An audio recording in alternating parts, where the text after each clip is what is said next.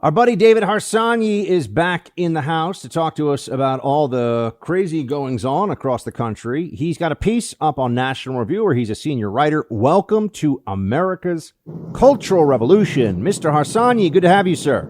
It's always good to be here. Thank you.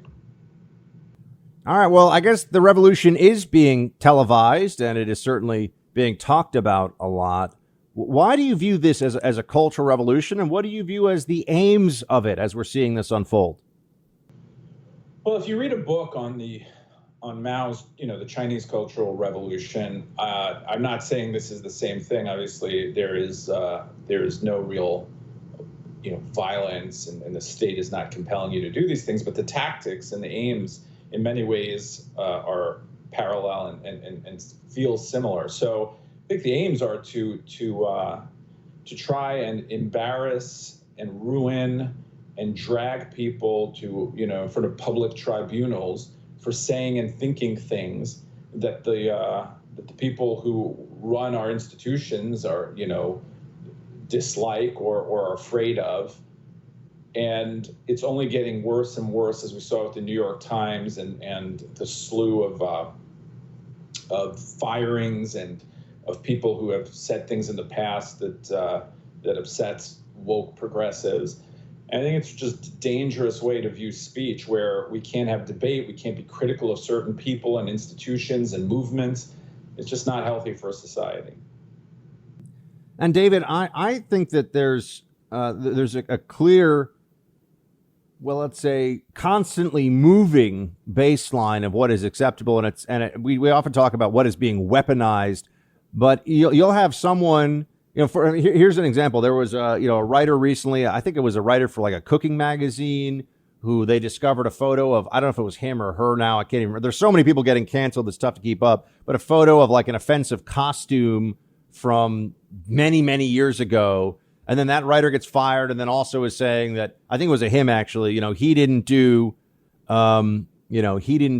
enough to feel like he was being inclusive and so on and so forth.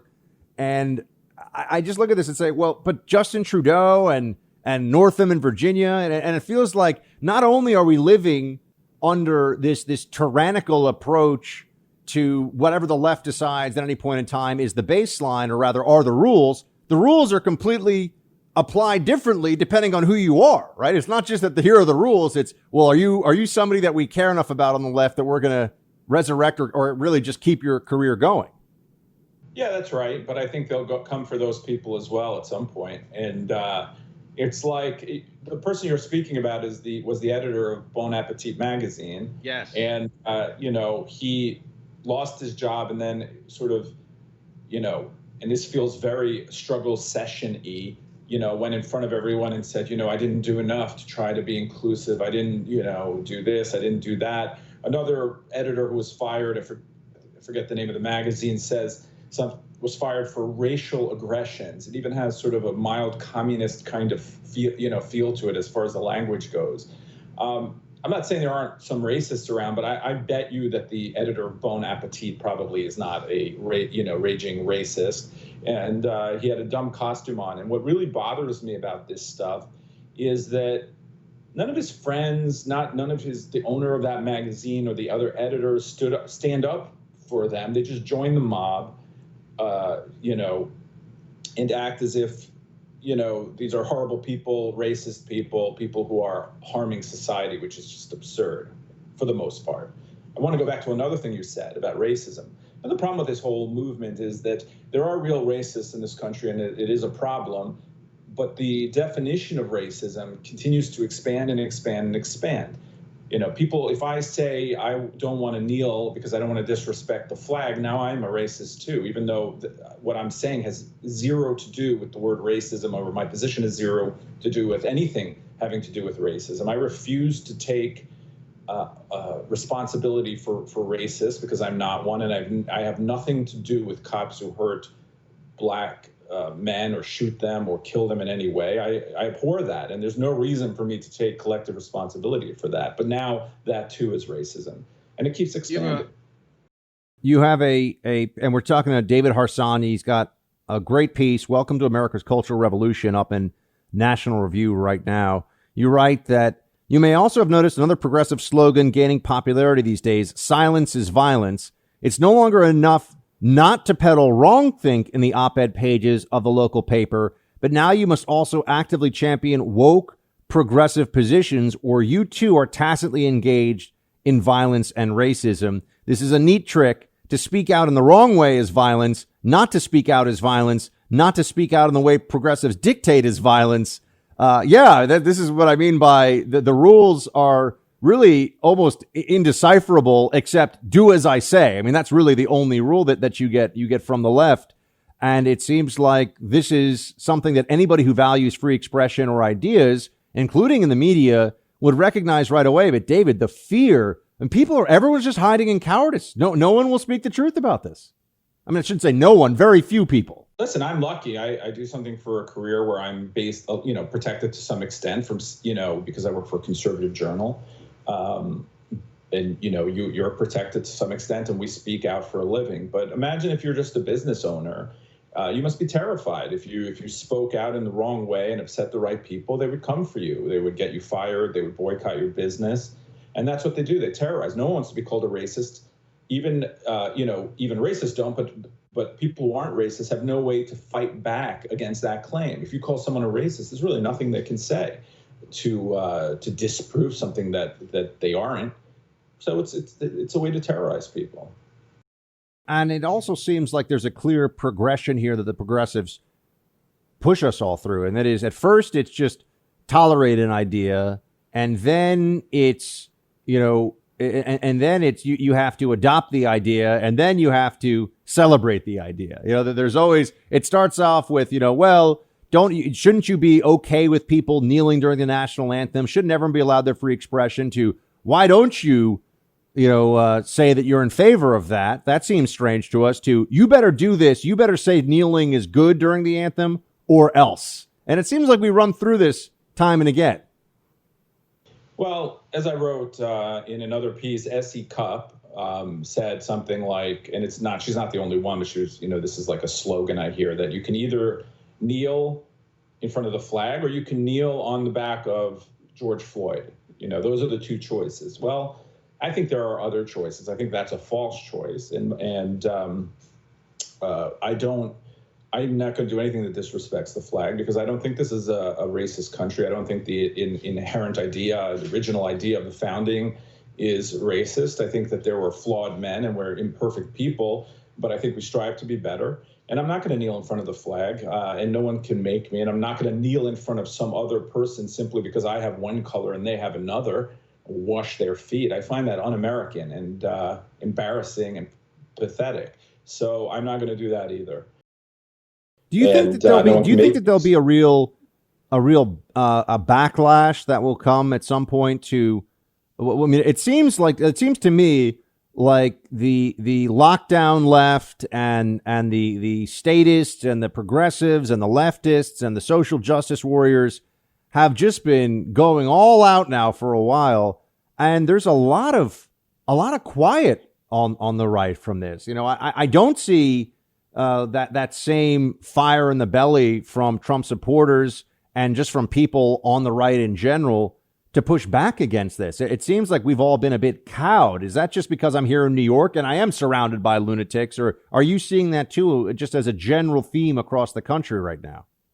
Are you speaking about the Black Lives Matter stuff, or more of the cultural? All just across. I'm speaking about all of it, David. Where are the protests against? Well, I know the lockdown, it was because of COVID-19 and you were risking people, but where are the protests against it now? Where is the counter movement, the counter narrative to this?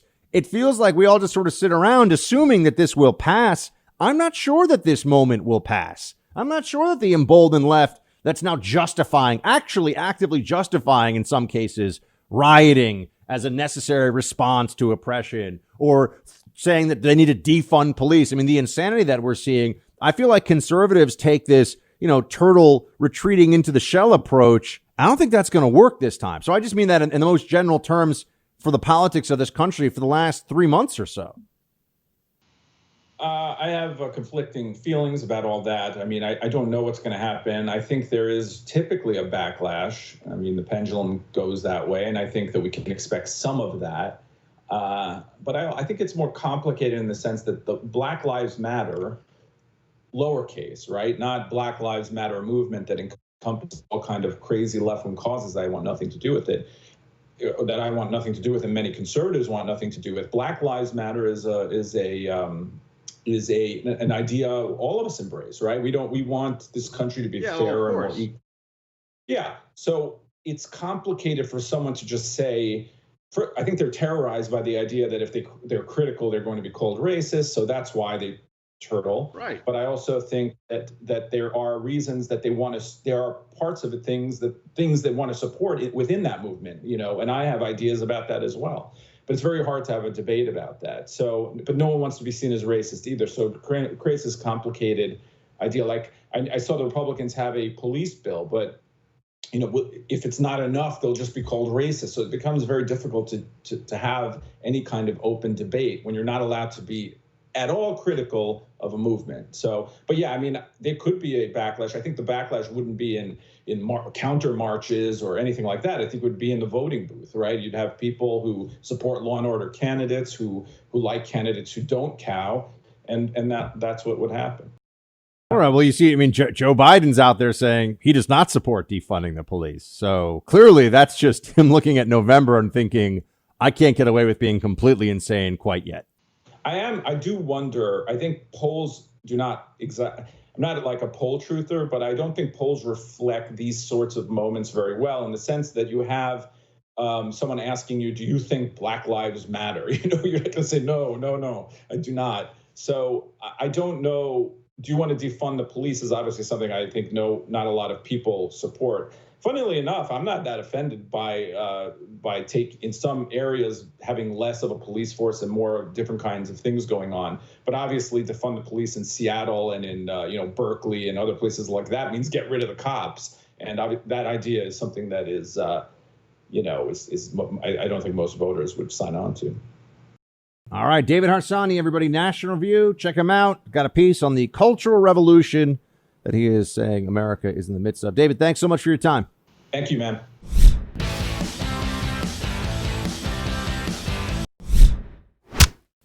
Millions of people are still unemployed. To see the president crowing over a 13% unemployment rate is, are we in Alice in Wonderland? Is that anything to crow about? Millions of people are unemployed, so we need to continue to support our workers. Their unemployment is going to run out. We need to support small businesses. Their PPP is going to come to an end, and they're not all going to be reopening as though nothing has happened. Now, look, I've said it before. You can make a strong case that Mazie Hirono is the dumbest member of the United States Senate, just based on public pronouncements, what she says on a regular basis in front of TV cameras. Now there are other people, there are other contenders for sure. But I mean, Hirono is certainly very high up on the list of people that you say, wow, I can't believe this person is elected to what's supposed to be the most powerful and influential legislative body in the world. But here she is misrepresenting, of course, Trump on the economy. No one thinks that 13% unemployment is great. What Trump is saying is we are turning this around after being hit by the disaster of COVID-19, and we should be pleased with that progress. Democrats are going to be fighting against that at every step of the way. You have to ask yourself this.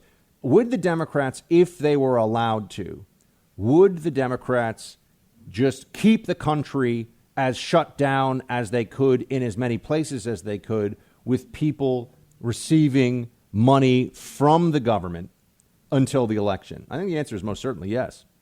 What complicates that for them, though, is that they can't do this now without intelligent human beings looking at what they're doing and looking at what their goals are and say, one, this is very obviously political, but also because of the support for these enormous marches all over the country, because that has been going on, we know that they don't really think that the shutdowns are still saving lives, that social distancing is still a necessity to keep people alive. So there really aren't that many options here. They may engage in what will be one of the most aggressive gaslighting campaigns in all history.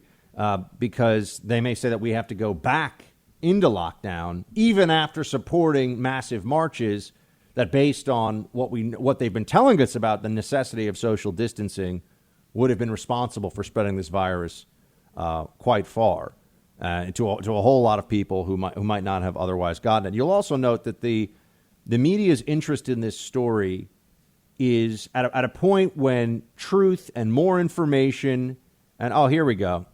Virus spike for summer. This is the Drudge Report right now. Virus spike for summer. Fauci not close to over. And now people are starting to say, wait a second. It's getting too hot for masks. It's absolutely suffocating. Who was telling you that all along?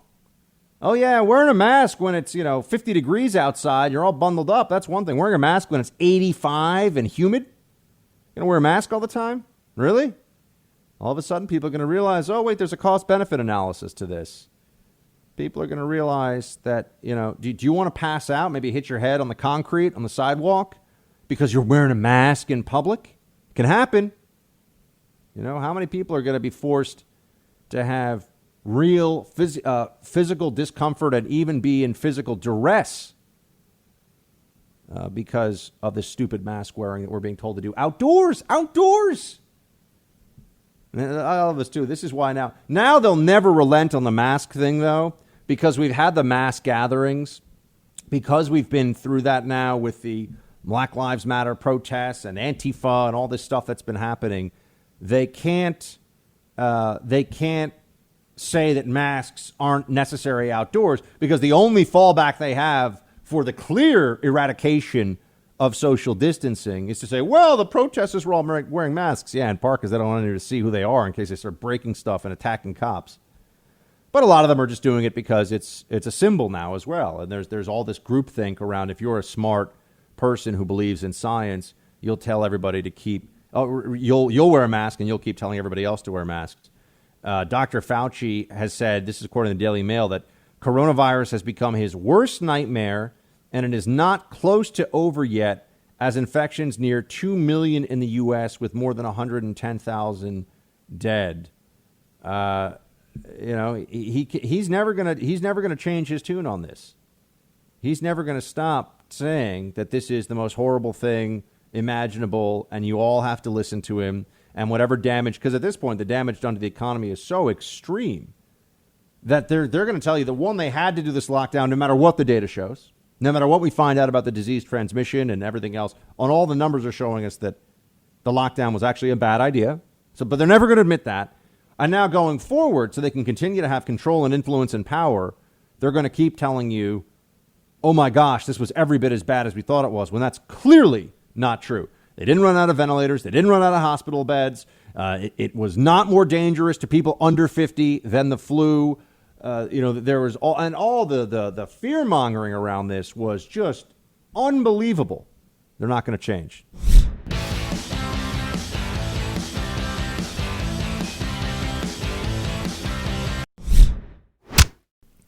All right, roll call time up in this Freedom Hut. Let's get to it.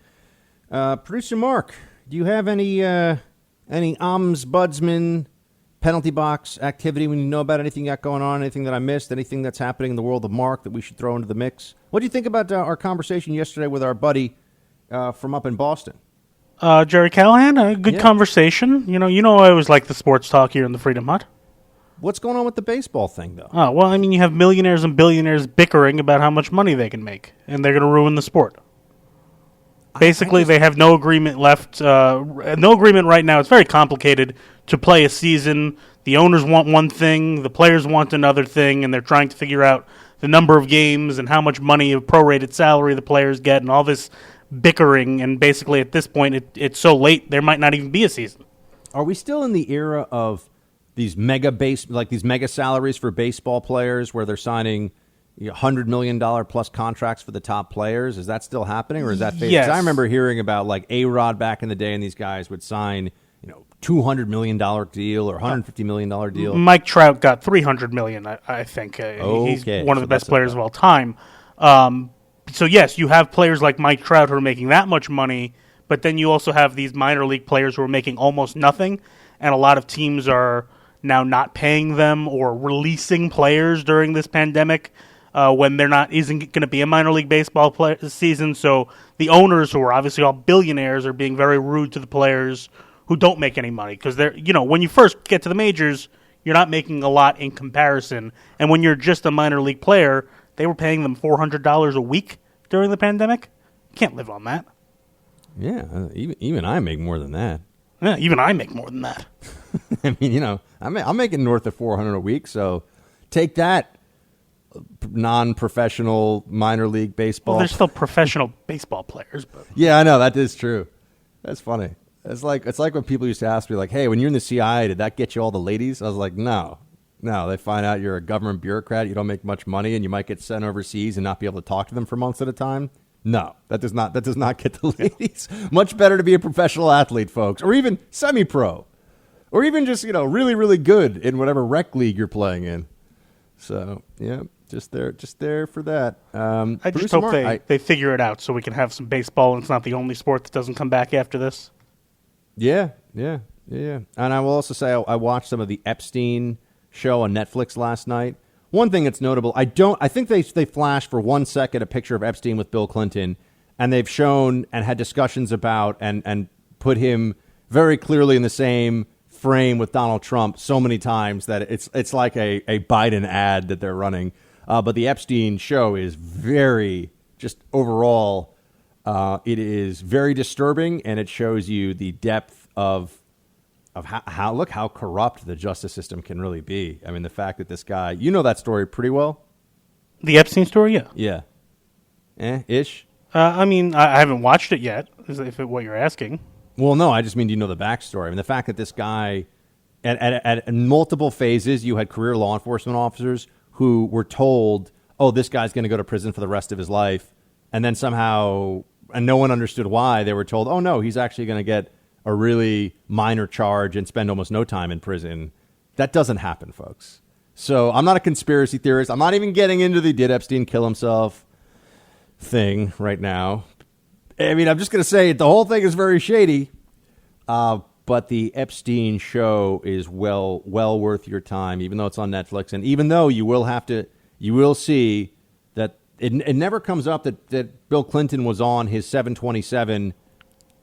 Producer Nick is saying that Clinton comes up a lot more later on in the series. Oh, he does? Yeah. Okay. All right. Thank you, Producer Nick. That's good to know. Because I'm 2 episodes in, and all it talks about is Mar-a-Lago and Trump. And I'm like, come on. Now, look, what's true is true, but also what's fair is fair. And that means you got to tell all the truths. And Clinton was super tight. Here, Producer Nick, have you seen all of it? Okay, yes. He says there's more on Clinton in the doc. Well, I'm glad then, because then as I get further into this, I feel like it won't be so, because right now you're just like, okay, so it's all about Donald Trump's relationship with this guy. Donald Trump owned Mar-a-Lago. It's a club. There's hundreds and hundreds of members coming and going as they please. It's not the same thing as.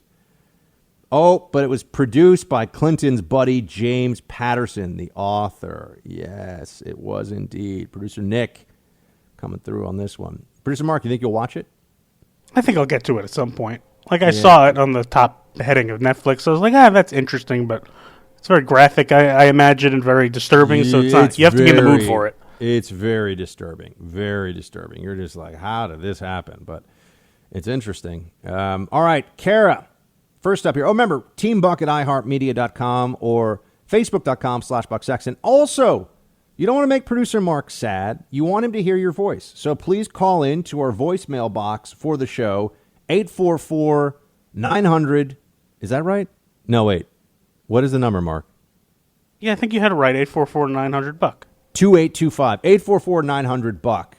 I don't say it, live on the show these days, so I forget it sometimes. 844-900-2825. Call, leave a voicemail. Like I said, if you want it to get on the air, got to keep it to under 45 seconds. Under 30 would be the best. Just say hi, give us your thoughts on something, and throw a quick question out there. And then on Friday, we'll have the special roll call.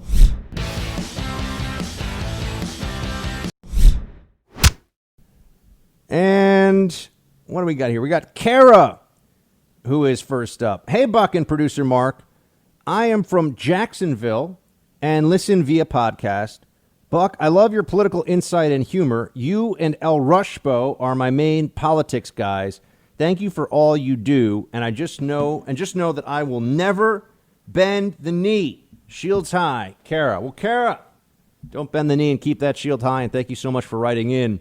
P.S. for producer Mark, quack, quack, Mr. Ducksworth. What is that, producer Quack, Mark? quack, quack, quack, Mr. Ducksworth, yeah. Do you even have an idea what movie that's from?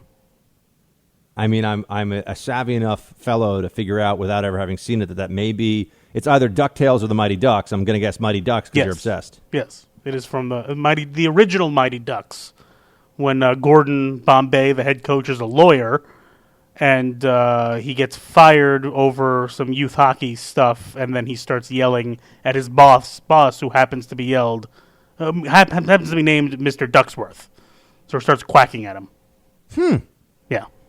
Interesting. All right. I might watch this one. It must be Emilio Estevez's best movie. I mean, otherwise you're probably at Young Guns. His best two movies. I mean, the third one he's not in quite as much. He's in it, but he's not in a main role. Now let's get to Marcus. Now here's a question. What happens to property insurance premiums and deductibles when a city disbands its police force? I'm thinking they shoot upwards. And Marcus, I don't think anybody really has a... I think the answer would be, sure, you're right. I mean, just the extent of it might still be an open question. But yeah, if you get rid of the police force, people will be at greater risk. They'll be at, a greater degree of jeopardy. And I do think, I hear you. I think that would be a problem. But that's one of many problems that would come from getting rid of your police force. Many problems indeed. Also, why are people wearing these face masks that are like Biden is wearing a black face mask? Why not wear, surgical masks tend to be this kind of pale blue color or... I'm just wondering, why go with the black mask? I wonder if this is supposed to be... Is there some political statement that's being made by wearing specifically... Producer Mark, do you know? By wearing specifically the black I'm face not sure mask? off the top of my head, no. Well, just take a look. Because I've never seen Biden wearing a mask, and I just haven't seen him that many times, where he wasn't wearing a black face mask. And I just wonder, black armbands have been a symbol of protest in the past. Because I saw him pop up on the screen on Fox News. I'm going, he gotta... I mean, when he has the black face mask and the glasses on, he really does look like he's going to chase Frodo across the Shire or whatever. I mean, he looks like one of the ring wraiths. I mean, it's not a good look, but he's got these dark sunglasses on. He's wearing this. Anyway, Michael, Buck, I find it entertaining that all the Antifa nitwits and hipster anti-gun rioters are calling for abolishing the police. They seem to just assume that in the ensuing chaos, they'll come out on top and their ideas will gain power and prominence. I don't think they understand that the law enforcement, and our social construct are the only thing keeping everyday Americans from curb stomping them and putting an end to this behavior. Shields high. I think it's a crazy thing for anybody to assume that the absence of law enforcement would be a good thing for society overall. I think it's clearly a terrible thing. It would be very, very bad for everybody. And I'm just sorry that the power of narrative and the media's lust for control and for being in a position to dictate the narrative is so strong that they will allow for these really dangerous and destructive ideas to continue to flourish. Disbanding the police, I don't know what it's going to take for people to wake up. I think that there's been mass brainwashing. There's actually an interesting piece. Maybe I'll pull it up for you guys and talk to you about it tomorrow that I read on really applying the research and the academic literature on cult indoctrination to the left's wokeness and taking you through the phases of that. And because I really do think now, because people that I know who seem rational and normal have become, on all these different issues of wokeness, have just become completely maniacal. I mean, you can't challenge them, and they're so sanctimonious, and their arguments are so weak, and they can't exchange ideas, and they just want to put themselves in a place where they can hold this posture of superiority over everyone who does not agree all the time. And I'm always interested. I always like to hear arguments that are intelligent that disagree with mine, because I want to know that I can still hold the positions that I do and really believe that I'm right. So I want to hear the best arguments the other side has. I don't want to create straw men. But that's not how the left does it. Look what they did with COVID-19. Hey guys, maybe shutting down the whole U.S. economy for a disease that is really only a high risk for people in certain categories, and is also not going to be cured or go away anytime soon, and so on and so forth. And it was, you want to kill grandma and all you care about is your 401k. No, that's not that wasn't an honest, that wasn't a good faith approach to that debate, but that's what the left did. Van writes, Buck, is the president Van down by the river? You little young whippersnapper, did you ever even see that one, Producer Mark? Of course. Don't insult me. All right, just making sure. This guy was like in the, probably in the third grade or something when Chris Farley was doing this I thing. still have watched the greatest hits of Chris Farley many times. All right. And let's see if you get this, what is Chris Farley's best movie? Movie? Yeah. He made I know he made movies, but I never saw them all. Tommy Boy. Oh, yeah. Okay, The answer I'll is give you that Tommy one. Boy. Yeah. That's what I'm here for. Fat guy in a little coat. Have you seen it? Yeah, I've seen Tommy Boy. Yeah, okay. Just didn't come to mind immediately. Oh, Richard. All right. Let's see. Here we go. Van, Buck, is the president trying to ruin his chances of re-election? If that's the case, he's well on his way. If not, then he truly needs a screener for his tweets. You seem to have a bit of favor. Nod, nod, wink, wink. Well, Van, I got to tell you, but first of all, thanks for writing in. And I wish I had the kind of influence on the president to get him to not tweet things that are not in the interests of, well, really anyone. But, this is, the president is, the way I view it is the president on Twitter is kind of like watching, a run and gun quarterback who will pull off things that defenses can't handle, and he'll break out of the pocket and he'll throw it long into the end zone. But sometimes he gets picked off, and sometimes the other team runs it back for 20 or 30 yards. So I don't think that's going to change. I think this is just where he is on this stuff. So we will have to see.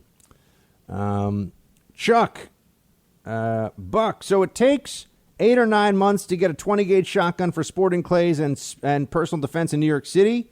Son, sorry. I love visiting the Big Apple, but you need to move. Best from the red state of Alabama, where that is certainly not the norm. Well, Chuck, you got to give me some help here, man. If I were to move to Alabama as a guy who likes to be able to walk around places and not always be in a car, what's my best option in Alabama? Sell me on it.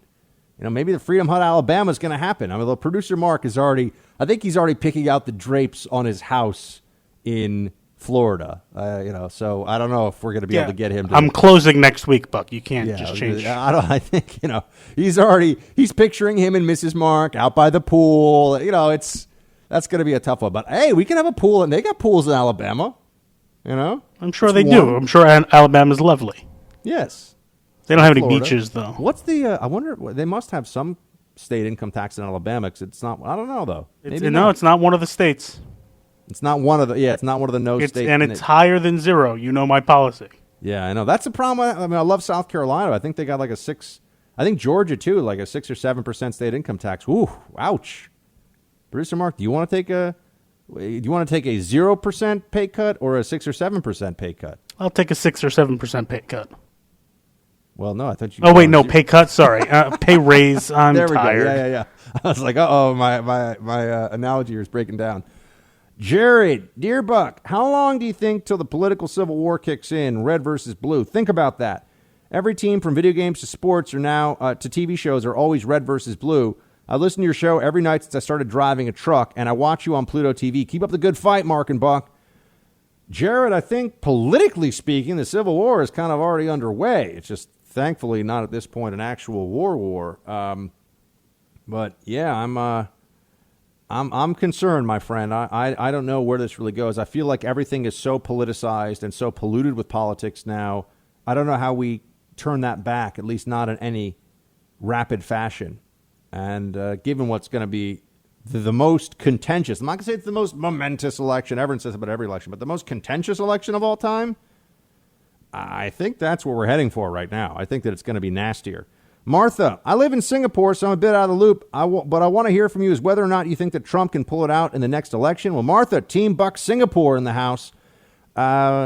Yes, I think Trump can pull it off. No, I can't promise you that he will.